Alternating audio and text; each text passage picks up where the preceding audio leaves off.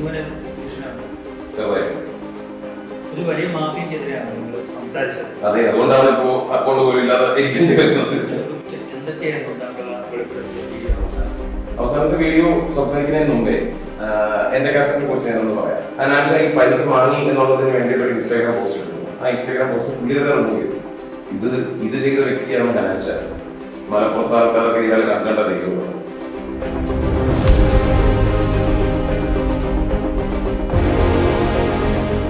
നമസ്കാരം. Social media താരം എന്റെ കാസറ്റ് എന്ന അബ്ദുൾ ഹക്കീമിന്റെ ലഹരി ഉപയോഗത്തിന്റെ ഞെട്ടിക്കുന്ന ദൃശ്യങ്ങൾ പുറത്തുവിട്ടത് ഡോക്ടർ ഡ്രേക്ക് എന്ന ഇൻസ്റ്റാഗ്രാം പേജാണ്.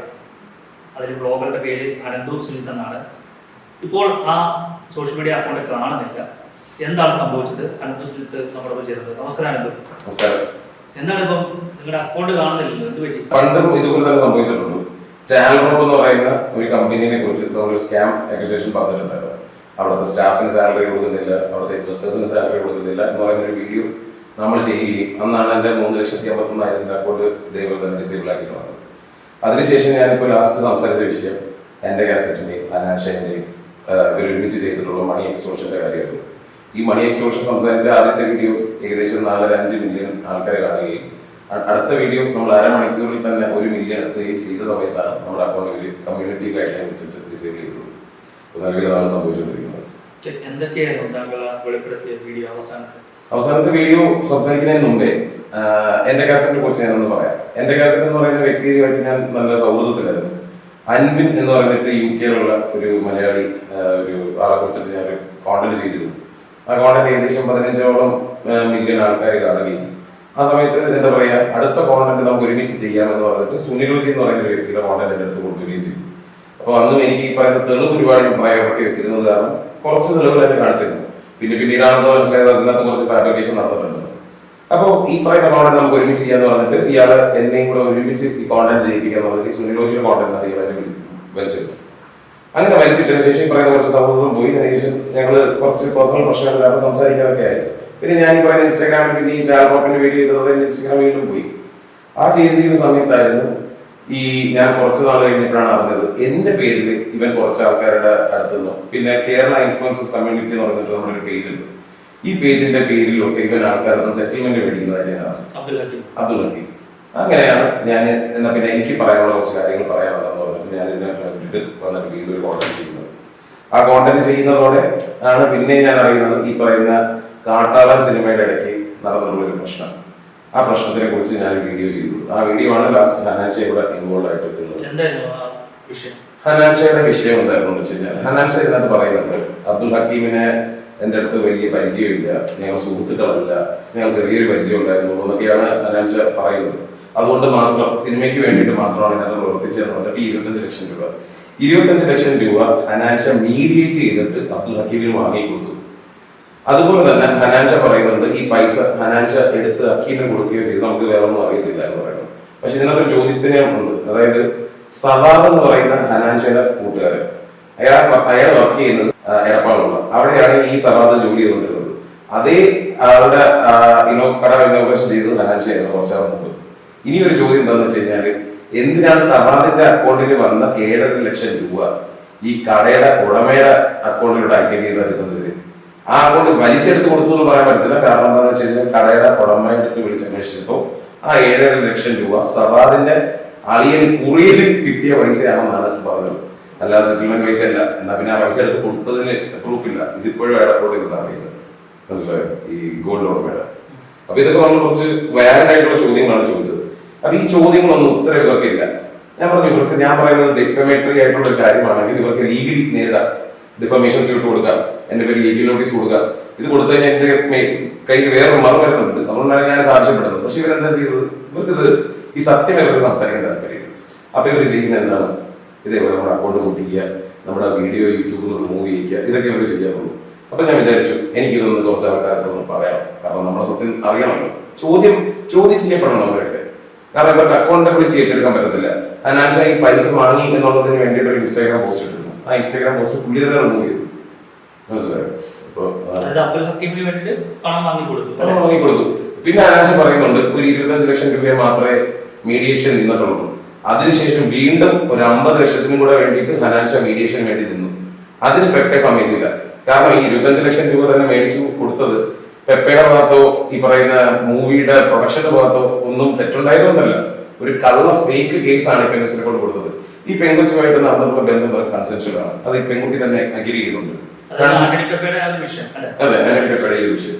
ഈ ആന്റണി പെപ്പയുടെ ഈ വിഷയത്തിന് അത് ആ പെൺകുട്ടിക്ക് യാതൊരു രീതിയിലുള്ള പ്രശ്നങ്ങളില്ലായിരുന്നു. അതായത് നിയമപരമായിട്ട് പ്രശ്നങ്ങളില്ലായിരുന്നു. സെക്ഷൽ അസോൾട്ട് ഇല്ലായിരുന്നു, അതുപോലെ തന്നെ എക്സ്റ്റോഷനോ വേറെ രീതിയിലുള്ള ഫിസിക്കൽ വയലൻസോ ഒന്നുമില്ലായിരുന്നു. അങ്ങനെ ഇല്ലാതിരുന്ന ഒരു വ്യക്തിനകത്ത് എങ്ങനെയാണ് ഇവര് റേപ്പിന് കേസ് കൊടുക്കാൻ പറ്റുന്നത്? അപ്പൊ അതെങ്ങനെ ഈ ആന്റണി പെപ്പയ്ക്കെതിരെ ഈ ഒരു ആരോപണമായിട്ട് ഹക്കീം വരുന്നത്? ഈ പറയുന്ന പെൺകുട്ടിയും പെപ്പയും കൂടെ പണ്ട് കൺസെൻഷനായിട്ട് കുറെ ബന്ധങ്ങളൊക്കെ ഉണ്ടായിട്ടുണ്ടായിരുന്നു. അത് ആ ബന്ധം പെപ്പെ നിർത്തിയതിനു ശേഷം ഈ പെണ്ണിന് പെപ്പയോട് ഉണ്ടായിരുന്ന വൈരാഗ്യവും ദേഷ്യവും എല്ലാം കാരണം ഈ പ്രശ്നം നിന്നിട്ട് ഇൻസ്റ്റാഗ്രാം കോടതിയായിട്ടുള്ള അബ്ദുൽ ഹക്കീം എഴുതി എന്ന് പറഞ്ഞു. അപ്പൊ കോടതി തന്നെ ജഡ്ജി തന്നെ പ്രഖ്യാപിച്ചു, അങ്ങനെയാണെങ്കിൽ ഇത് ഒരു റേപ്പ് കേസ് ആണ് നിങ്ങൾ കൊടുക്കേണ്ടത് എന്നും പറഞ്ഞിട്ട് ഈ പെണ്ണെന്ത് ചെയ്തു, ഈ പെണ്ണിന്റെ ഒരു ഫോർമാറ്റ് അബ്ദുൽ ഹക്കീം എന്ന് പറയുന്ന എന്റെ കാസറ്റ് പേജ് അയച്ചു കൊടുക്കുകയും ഈ കേസ് കൊടുക്കാൻ വേണ്ടിയിട്ട് ഈ പെണ്ണിനെ ഫോഴ്സ് ചെയ്ത് കേസ് കൊടുക്കുകയും ചെയ്തു. അത് തന്നെ വലിയ ഗ്രാവിറ്റി ഉള്ള സിറ്റുവേഷൻ ആണ്. ഇല്ലാത്ത ഒരു റേപ്പ് കേസാണ് കൊടുക്കുന്നത്. ഓൾറെഡി നമ്മുടെ നാട്ടിൽ ഫേക്ക് റേപ്പ് കേസ് കാരണം ഒരുപാട് യഥാർത്ഥ റേപ്പ് വിക്ടിംസ് വരെ ക്രൂശിക്കപ്പെടുന്നുണ്ട്. അതിനിടയ്ക്കാണ് ഈ ഊളക്കളി കൊണ്ട് വരെ കളിക്കുന്നത്. എന്നിട്ട് എന്താ സംഭവിച്ചത്? എന്നിട്ടിപ്പോ ആ പെൺകുട്ടിക്ക് പരാതികൾ ഒന്നുമില്ല. കാരണം ഇത് പറഞ്ഞിട്ട് ആള് ബ്ലാക്ക്മെയിൽ ചെയ്തിട്ട് ആന്റണി പെപ്പയുടെ പണം വാങ്ങിയത്. അതായത് സിനിമയുടെ OTT സെയിൽ നടക്കുന്നതിന് തൊട്ട് മുമ്പായിട്ടാണ് ഈ പ്രശ്നം വരുന്നതും. ഈ പ്രശ്നത്തിനെ കുറിച്ച് സംസാരിച്ചില്ലെങ്കിൽ പറ്റത്തില്ല. അപ്പൊ ഒരു സിനിമയുടെ സെയിൽ നടക്കാൻ നേരത്ത് ഇപ്പൊ പ്രധാന നടനെ കുറിച്ച് ഫേക്ക് ആണെങ്കിൽ ഒരു റേപ്പ് അലിഗേഷൻ വരാൻ നേരത്ത് സിനിമയെ ബാധിക്കും. അപ്പൊ അത് അവർക്ക് കൊടുത്ത് ഒഴിവാക്കുക എന്നല്ലാതെ വേറൊരു മാർഗം ഇല്ലാതായിരിക്കും. അതിനാണ് അവരിത് നിന്നത്. വീണ്ടും എന്നിട്ട് ഹനാൻഷ എന്നിട്ട് ചോദിച്ചു, അബ്ദുൽ ഹക്കീമിനെ വീണ്ടും 50 ലക്ഷം ആവശ്യപ്പെടുന്നുണ്ട്. അന്ന് പെപ്പയുടെ നേരെ ഷാർജയിൽ പോയിട്ട് ഷാർജയില് 17-ാം തീയതി ഏപ്രിൽ 17-ാം തീയതി അബ്ദുൽ ഹക്കീമിന്റെ പേരിൽ എക്സ്റ്റോർഷനും ഈ പറയുന്ന ഫേക്ക് കേസിന് വേണ്ടിയിട്ട് കേസ് കൊടുക്കുകയും അബ്ദുൽ ഹക്കീമിന് അവിടെ ട്രാവൽ ബാൻ ഉണ്ടാവുകയും ചെയ്തു. ഈ ട്രാവൽ ബാൻ ഉണ്ടായിരിക്കുന്ന സമയത്താണ് ഒരു ദിവസം അബ്ദുൽ ഹക്കീം കിക്കിൽ ലൈവ് പോയി. അപ്പൊ എല്ലാ ദിവസവും കിക്ക് ലൈവ് പോകുന്നതിന് ഒരു സ്റ്റോറി ഇടും. ഗോയിങ് ലൈവ് ഓൺ കിക്ക് എന്ന് പറഞ്ഞിട്ട് ലൈവിൽ സ്റ്റോറി ഇടും. അന്നത്തെ അവനുമായിട്ടുള്ള എനിക്ക് പ്രശ്നം നടക്കുക കാരണം ഞാൻ ഒന്ന് അവനെ ട്രിഗർ ചെയ്യാൻ വേണ്ടിയിട്ട് ഞാൻ കിക്കിൽ ലൈവ് പോകാൻ പറഞ്ഞൊരു സ്റ്റോറി ഇടുകയും ഞങ്ങൾ രണ്ടുപേരും ഒരുമിച്ച് ലൈവിൽ പോവുകയും ചെയ്തു. എനിക്ക് വന്ന ലൈവിൽ ഒരു 50 ആൾക്കാർ വ്യൂസ് ഉണ്ട്, അവനൊരു 50 ആൾക്കാർ വ്യൂസ് ഉണ്ട്. എന്റെ കുറച്ച് ഫോളോവേഴ്സ് അവിടെ പോയിട്ട് ഇടയ്ക്ക് സംസാരിച്ചുകൊണ്ടേ ഇരിക്കുന്നുണ്ട്, അവനെ കളിയാക്കിക്കൊണ്ടിരിക്കുന്നുണ്ട്. അവരെ കുറച്ച് ഫോളോവേഴ്സ് ഉണ്ട്, എന്നെയും കളിയാക്കിക്കൊണ്ടിരിക്കുന്നുണ്ട്. ആ സമയത്ത് ഈ കിക്ക് ഗോ ലൈവ് എന്ന് പറയുന്ന ആപ്പ് ഉപയോഗിക്കുന്ന ആൾക്കാർക്ക് അറിയാം, ഒരൊറ്റ സ്വിച്ച് ചെയ്ത് കഴിഞ്ഞാൽ it will be immediately live ആണ്. സോ ഈ ലൈവ് ഇതിനിടയ്ക്ക് ലൈവിന് വരും, ലൈവ് ഓഫ് ആക്കും, പിന്നെയും ലൈവിൽ വരും, ലൈവ് ഓഫ് ആക്കും, ഇങ്ങനെ നടന്നുകൊണ്ടിരിക്കുക.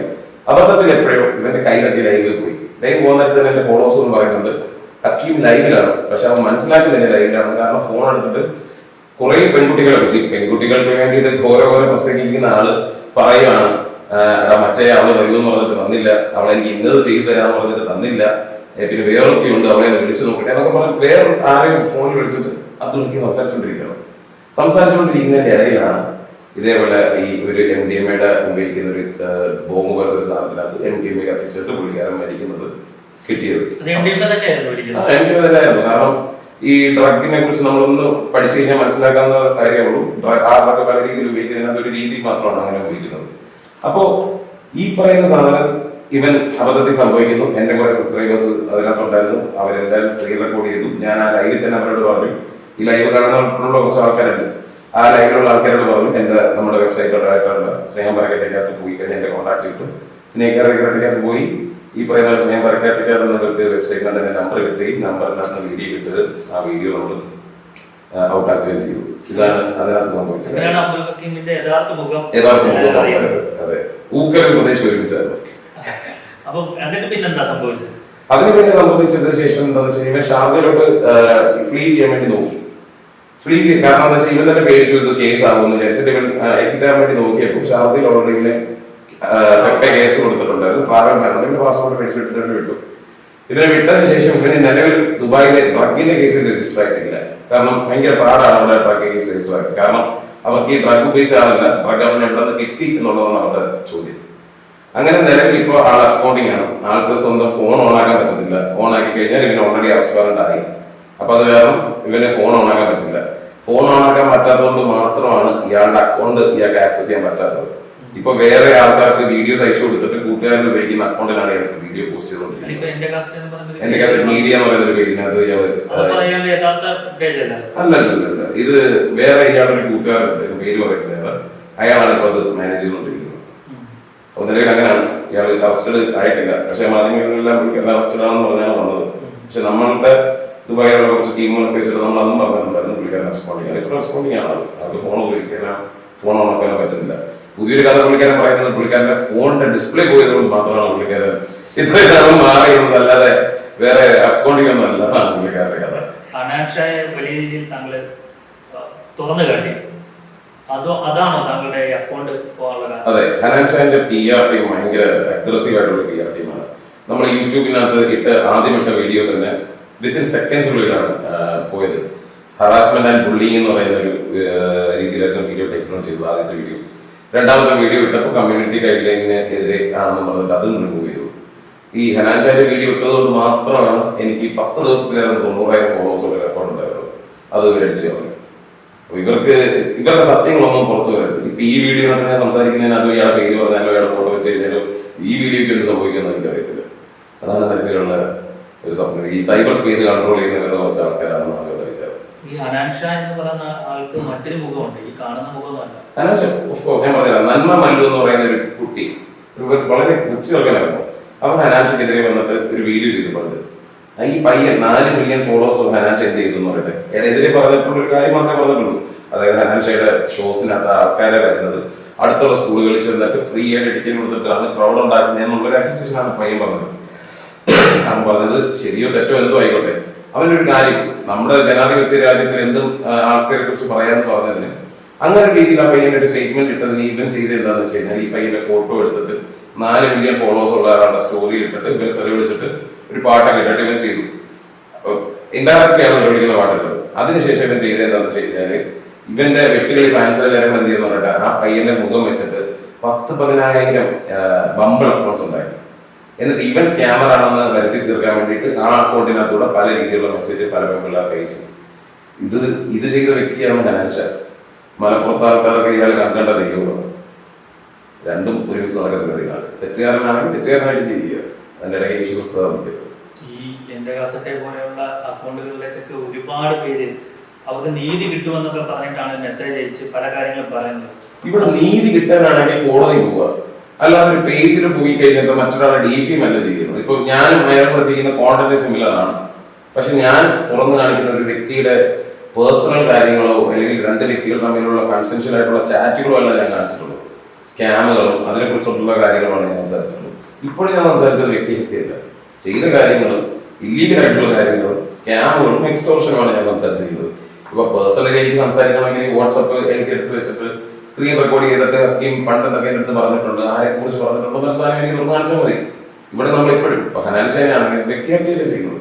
ചെയ്ത കാര്യങ്ങളിൽ അക്കൗണ്ടബിലിറ്റി ചെയ്ത് വെക്കാം, അക്കൗണ്ടബിലിറ്റി എടുക്കണമെന്ന് എനിക്ക് തോന്നുന്നു. അപ്പൊ ഈ സോഷ്യൽ മീഡിയയില് നിങ്ങളെപ്പോലുള്ള ആൾക്കാരൊക്കെ പറയുന്ന കാര്യങ്ങൾ വിശ്വസിച്ച് പല കാര്യങ്ങളും ഷെയർ ചെയ്യുന്നു. പാടന്തൂരാണെങ്കിലും ഹക്കീമിനാണെങ്കിലും ഷെയർ ചെയ്യുകയാണ് പല കാര്യങ്ങളും. അത് സേഫ് ആണ്? ഒരിക്കലല്ല, അതിന് സേഫ് ആണ്. ഒന്നാമത്തെ കാര്യം, ഇപ്പൊ എന്റെ അടുത്തൊരു ആലിഗേഷൻ ഒരു വ്യക്തി പറഞ്ഞു പറഞ്ഞിട്ട് ഞാൻ അതിന് വേണ്ടിയിട്ട് പ്രവർത്തിക്കുകയോ അതിന് വേണ്ടിയിട്ട് വീഡിയോ ചെയ്യുകയോ ചെയ്യാറില്ല. ഇപ്പോ ലീഗൽ പരമായിട്ട് അവർ പോയിട്ടുണ്ടെങ്കിൽ ആ വിഷയം എനിക്ക് സംസാരിക്കുന്നതിന് തെറ്റില്ല. കാരണം പബ്ലിക്കലി അവൈലബിൾ ആയിട്ടുള്ള ഒരു ഡോക്യുമെന്റ് ആണ് FIR പോലത്തെ സാധനങ്ങൾ. അങ്ങനെ ഉണ്ടെങ്കിൽ മാത്രമേ അതിനെക്കുറിച്ച് ചെയ്യാവൂ.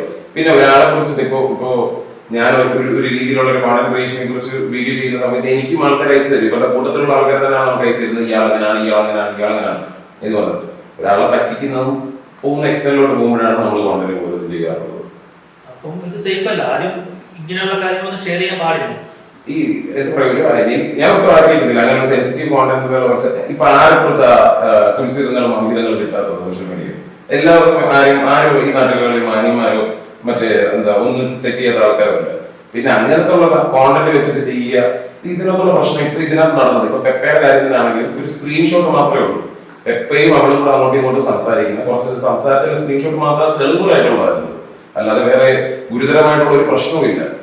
ഈ പറയുന്ന ചാറ്റുകൾ തെളിവുകളാക്കി ഈ പറയുന്ന സിനിമയുടെ പ്രൈം ടൈം സെയിൽ എന്ന് പറയുന്ന സമയത്ത് എക്സ്റ്റോർഷന് വേണ്ടിയിട്ട് ആൾക്കാർ ഉപയോഗിക്കുന്നു. ഇതുപോലെ എത്ര എണ്ണം മുമ്പ് നടന്നിട്ടുണ്ടാവാം. ഇതിപ്പോ ഒരു വിഷയം നമ്മളിത് അറിഞ്ഞു, ഇതുപോലെ ആരൊക്കെ ചെയ്യുന്നുണ്ടാകാം. എല്ലാ ഇൻഫ്ലുവൻഷ്യൽ പവറുള്ള ഇങ്ങനെ കോണ്ടന്റ് ചെയ്യുന്ന ആൾക്കാർക്ക് എല്ലാവർക്കും ഈ ഒരു പവർ ഉണ്ട്. ഒരു വലിയ മാഫിയക്കെതിരെയാണ് നിങ്ങൾ സംസാരിച്ചത്. അതെ, അതുകൊണ്ടാണ് ഇപ്പോ അക്കൗണ്ട് പോലും ഇല്ലാതെ ഇരിക്കേണ്ടി വരുന്നത്. ഭീഷണിയില്ലേ? ഭീഷണിയുണ്ട്, നല്ല രീതിയിലുണ്ട്. ഈ ഇടയ്ക്ക് തന്നെ പനമ്പള്ളിയിലെ ഒരു സ്ഥലത്ത് നമ്മളെ വിളിച്ചു വരുത്തി. അപ്പൊ നമ്മളെ കൂടെ ആളുകളും കൂടുതൽ ഉണ്ടായതുകൊണ്ടാണ് ഒന്നും ചെയ്യാൻ പറ്റാതായിട്ട്. അപ്പോ അതുകൊണ്ട് ജീവന് ഭീഷണിയുണ്ടോ? ചെറുതായിട്ട്. അവരുടെ ഭാഗത്ത് നിന്നാണ് ഇതിപ്പോ പറയാൻ ആഗ്രഹിക്കുന്നില്ല. പോലീസിൽ പരാതിയാണ്. നമ്മള് SP-യുടെ ഓഫീസിൽ ഓൾറെഡി ഇതിനെ കുറിച്ച് കംപ്ലൈന്റ് കൊടുത്തിട്ടുണ്ട്. ഈ ഇടയ്ക്ക് ഞാൻ താമസിക്കുന്ന വീട്ടിൽ ഡ്രഗ്സ് എന്ന് പറഞ്ഞ് കുറച്ച് പോലീസുകാരെ കയറ്റി ഇങ്ങനെയുള്ള കുറെ പ്രശ്നങ്ങൾ നടന്നിട്ടുണ്ട്. പക്ഷെ വിപ്ലവം വിജയിക്കട്ടെ എന്താണല്ലേ. അപ്പം ഇനി എന്താണ് തീരുമാനം? ഇനി ഒരു പ്രസ് മീറ്റിംഗിന്റെ പ്ലാൻ ഉണ്ട്. അതിന് മുമ്പേ എനിക്ക് പറയാനുള്ള കാര്യങ്ങൾ കുറച്ച് ഇതേപോലെയുള്ള മാധ്യമങ്ങളിലൂടെ ഒന്ന് പറയണമെന്നുണ്ട്. കാരണം ഒരു സിൻഡിക്കേറ്റിനെതിരെ പ്രവർത്തിക്കാതിരുത്ത് നമുക്കുണ്ടാകുന്ന എല്ലാ പ്രശ്നങ്ങളും നമ്മുടെ വോയിസ് കട്ട് ചെയ്യുക എന്നുള്ളതാണ്. നിങ്ങളെ പോലുള്ള ആൾക്കാരുണ്ടായതുകൊണ്ട് അത് ഉണ്ടാകില്ല എന്ന് പ്രവചിച്ചു. അല്ല, അതുപോലെ കേൾക്കുന്ന ഒരുപാട് ആൾക്കാർ സോഷ്യൽ മീഡിയയിലുണ്ട്. അപ്പൊ അവരൊക്കെ പോലീസിലൊക്കെ പരാതി കൊടുക്കുമ്പോൾ അവർക്ക് അവിടെ നിന്ന് കൃത്യമായ ഒരു നിർദ്ദേശങ്ങൾ കിട്ടാത്തത് കൊണ്ടാവാം നിങ്ങളെപ്പോലുള്ള ആൾക്കാരെ അല്ലെ ഹക്കീമിനെ പോലുള്ള ആൾക്കാരെ ബന്ധപ്പെടുന്നത്. അപ്പൊ അവരോട് എന്താ പറയാനുള്ളത്? സ്വന്തം ഇപ്പൊ എന്റെ അടുത്ത് വന്നിട്ട് പറഞ്ഞു കഴിഞ്ഞാലോ എനിക്കാണെങ്കിലോ വേറെ ആർക്കാണെങ്കിലോ നമ്മൾക്ക് കേസ് കൊടുക്കാനുള്ള ഒരു ഓപ്ഷൻ ഇല്ല. ആർക്ക് എന്ത് പ്രശ്നം ഉണ്ടെങ്കിലും നിങ്ങളുടെ പ്രശ്നങ്ങൾ ലീഗലി വയബിൾ ആയിട്ടുള്ള സാധനമാണെങ്കിൽ ലീഗൽ മാർഗത്തിൽ കൂടെ തന്നെയാണ് പോകുന്നത്. അല്ലാതെ ലീഗലായിട്ട് എനിക്ക് പറ്റത്തില്ല, എനിക്ക് ഇതിന്റെ പുറകെ ഒളിച്ചു നിൽക്കണം, ഈ ഇൻഫർമേഷൻ തന്നത് ഞാനാണെന്ന് അറിയരുത് എന്നൊക്കെയുള്ള ഇൻഫർമേഷൻസ് എടുക്കാതിരിക്കുക. കാരണം അങ്ങനെ ചെയ്ത് കഴിഞ്ഞാൽ ഇത് ഡിഫമേറ്ററി ആണ്. എന്ത് ചെയ്തു കഴിഞ്ഞാൽ അങ്ങനെ മടത്തരങ്ങൾ അങ്ങനെ ചെയ്ത് കഴിഞ്ഞാൽ ഇവരും ആ പറയുന്ന ഇൻഫർമേഷൻ മേളിലേക്കാണ് പോകുന്നത്. തീർച്ചയായിട്ടും. ഇപ്പൊ സോഷ്യൽ മീഡിയയിൽ കാണുന്ന ഇത്തരം ആൾക്കാരുടെ അടുത്തേക്ക് നിങ്ങൾ നീതി തേടി പോകേണ്ട കാര്യമില്ല. ഇവിടെ കൃത്യമായ ഒരു നിയമ സംവിധാനമുണ്ട്, പോലീസുണ്ട്. അപ്പൊ നിങ്ങളുടെ നാട്ടിൽ പോലീസ് സ്റ്റേഷനിൽ പരാതി കൊടുത്തിട്ട് അവിടെ ഫലം കിട്ടിയില്ലെങ്കിൽ ആ പോലീസ് സ്റ്റേഷന്റെ ഉന്നത അധികാരിയുണ്ട്, DYSP ഉണ്ട്, അല്ലെങ്കിൽ ACP ഉണ്ട്, കമ്മീഷണറുണ്ട്, SP ഉണ്ട്, അതിന് മുകളിൽ ആഭ്യന്തര മന്ത്രിയുണ്ട്, മുഖ്യമന്ത്രിയുണ്ട്. ഇവർക്കൊക്കെ പരാതി നൽകാം. ആ പരാതിയുടെ അടിസ്ഥാനത്തിൽ നിങ്ങൾക്ക് കൃത്യമായ ഒരു നീതി ലഭിക്കും. അല്ലാതെ ഇത്തരം സോഷ്യൽ മീഡിയയിൽ കാണുന്ന ആൾക്കാർ സോഷ്യൽ മീഡിയ ജഡ്ജ് എന്ന് വേണം അവരെ നമ്മൾ അഭിസംബോധന ചെയ്യാൻ. അങ്ങനെയുള്ളവരുടെ പോകണ്ട, കൃത്യമായി പോലീസിൻ്റെ അടുത്തേക്ക് പോവുക. അല്ലെങ്കിൽ നിങ്ങളുടെ ജീവിതം നാളെ ഏത് രീതിയിലാവുന്ന കാര്യം സംശയമാണ്. ഇതുപോലെ ആന്റണി പെപ്പയ്ക്ക് സംഭവിച്ച പോലെ ഭീഷണിപ്പെടുത്തി നിങ്ങളുടെ കയ്യിൽ പണം തട്ടാൻ പോലും ഇവർ മടിക്കരുത്. സ്നേഹം പറയട്ടെ.